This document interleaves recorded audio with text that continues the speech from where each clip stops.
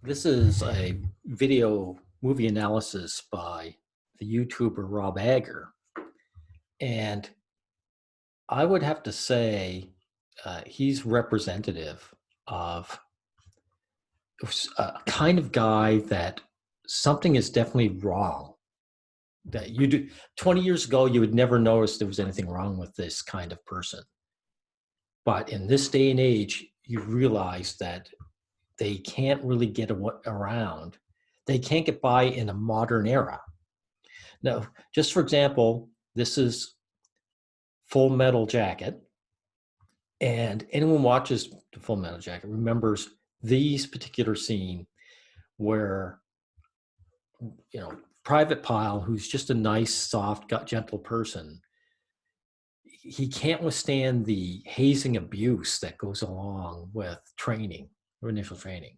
So he ends up killing his drill sergeant.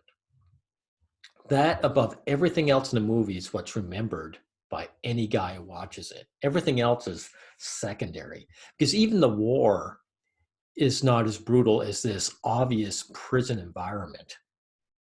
This is actually something I'd rather be out in the field. Like when they show them fighting out in the field with the bullets flying, I'm thinking, at least you've got a chance. You can kill your enemy. You can shoot at the people trying to kill you, and you have a chance. Here, you have no chance. You're just abused, and you can withstand it or you don't.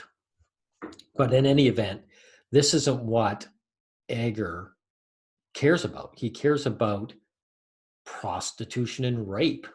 So let's hear what she has to say. But an unfortunate consequence is that once in the battlefield, the troops become sexual deviants.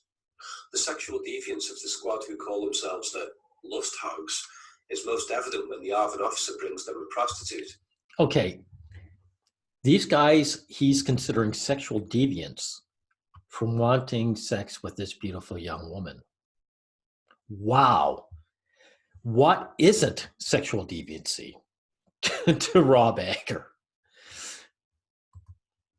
Hey, we need a bathroom. I'm going first. I'm back off, white lady. Don't get between the dog and his meat. Hey, I won't be long. I'll skip the foreplay. Some sources estimate that over 70,000 prostitutes were active in the Vietnam War, and that many suffered horrendous physical abuse from their military clientele. Gang rape by soldiers was apparently also rife, as it is in most wars. I doubt it. Gang rape would be very rare ever throughout history, because it's not how men operate. Men do not enjoy sharing women with other men. They make guard, and this prostitute was getting paid consensually. She wanted to make a buck. She traded her sex, just like all women do. And this woman's here. She's a beautiful woman. She's coming up to these guys and I can make a buck. I've got something to sell. They want to buy. Let's do this. There's no raping. All he's saying is these guys, they didn't sacrifice everything and pay homage to the goddess.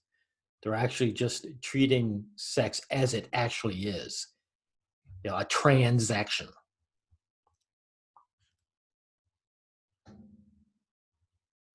Now, let's see what he has to say about Psycho 2. And I'll start by clearing up what seems to be the most frequent plot hole critique that I've heard about Psycho 2. Some people think it's ludicrous that a guy as crazy as Norman Bates would be considered restored to sanity and sent back to live alone in the house that caused all his problems. But it's not as far-fetched as some reviewers have proposed. I worked in mental health and probation for years, and I know of some pretty irresponsible decisions having been made by supposed experts. There are cases where convicted pedophiles are released into the community a stone's throw away from a public school. Sometimes convicted pedophiles due for release are given residence next door to each other in halfway houses, which runs the high risk of them bonding together to become future pedophile rings. And one company I worked for got into a lot of trouble because a pedophile in one of their hostels abducted a child and kept the child prisoned. Okay. I think you can see what's going on here and what's wrong. So he worked in mental health for years, But the most likely thing to mistake would be like the wrong dosage of medication, or the wrong medication for a particular, mental health problem. Those get ignored entirely.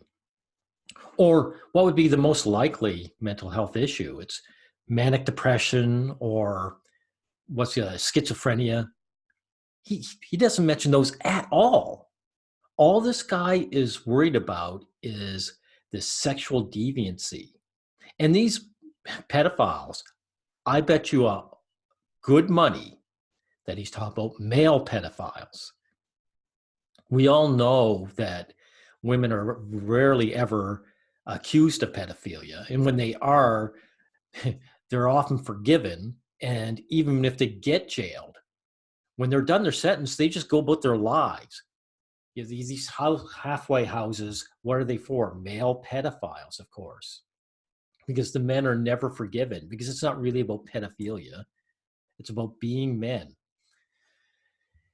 And also this idea that, of course, they're going to be jammed together.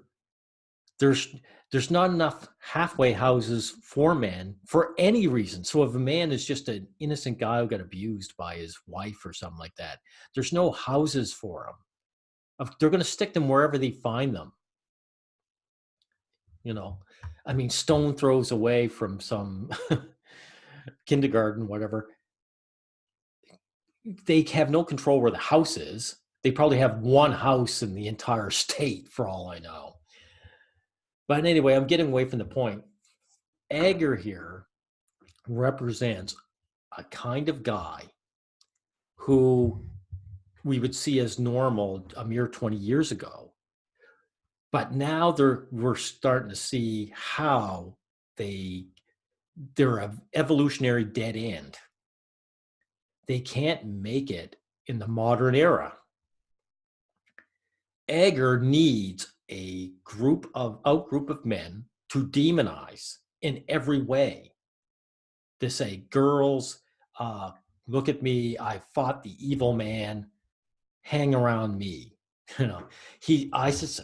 Ager never talks about his girlfriends or his wife or anything. I suspect he is a deselected man. And even if he wasn't, I see all kinds of married men, with the same attitude. They need some group of men to sacrifice, to the great goddess, to prove that they're worthy on a regular basis. These Aztecs, they're evolutionary dead ends. And I believe that's what Ager is. Just another Aztec.